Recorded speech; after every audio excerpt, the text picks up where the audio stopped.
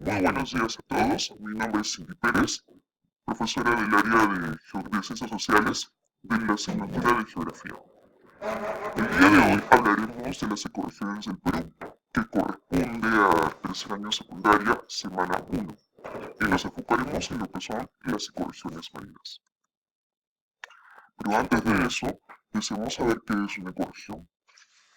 Una ecorregión es un área geográfica que se caracteriza por tener el mismo clima, suelo, condiciones hidrológicas, turísticas y faunísticas. Es decir, donde los factores medioambientales o ecológicos son los mismos y están en estrecha dependencia. El doctor Antonio Prat postula la existencia de 11 ecorregiones, donde trata de integrar los diversos criterios de clasificación anteriormente mencionados y presentar así una regionalización ecológica del Perú. El día de hoy nosotros nos enfocaremos en las ecorregiones marinas y empezaremos hablando de la ecorregión del mar frío de la corriente peruana.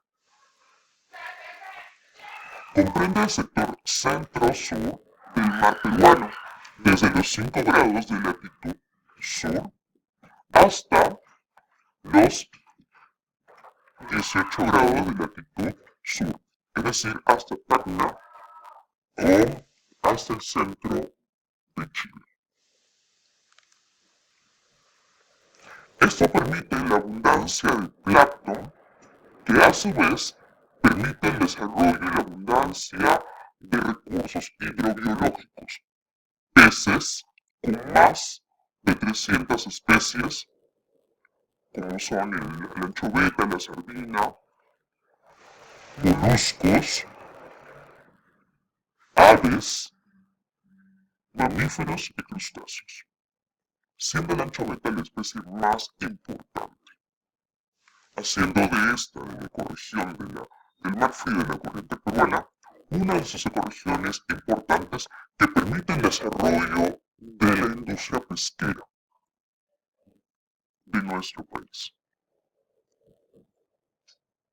A continuación hablaremos acerca de la ecorregión del mar tropical, ubicado desde los 5 grados de latitud sur hasta la frontera con Ecuador. Esto permite el desarrollo,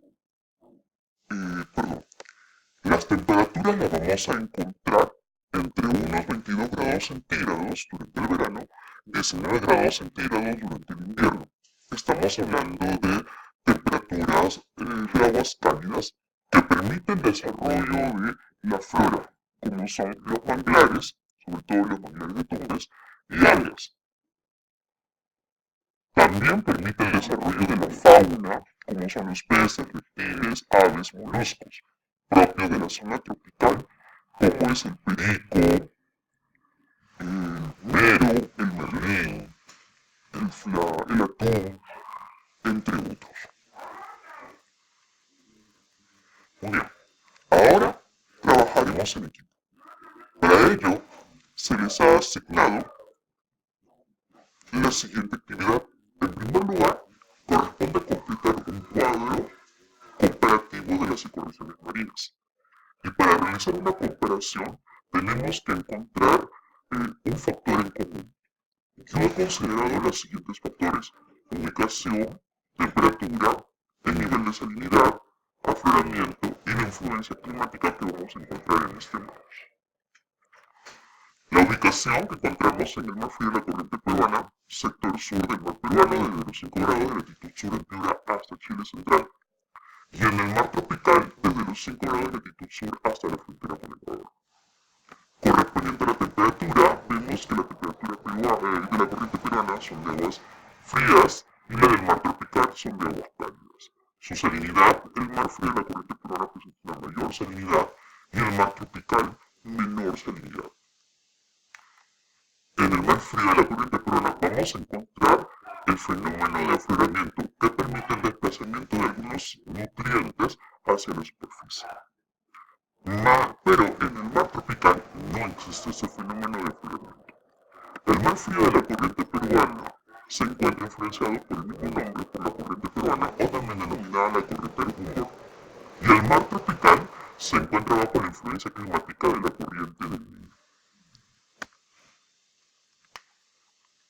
De luego de haber visto este cuadro comparativo, ahora desarrollaremos un cuadro para observar cuáles son las potencialidades económicas de las ecorregiones marinas. Uno de ellos vendría a ser el desarrollo del turismo, el crecimiento de la industria pesquera, alimentación para los hogares, variedad de recursos marinos, y a su vez, todo esto influye en la economía peruana. Muchísimas gracias por su atención y espero que les haya servido de mucha ayuda. Hasta otra oportunidad. Hasta luego.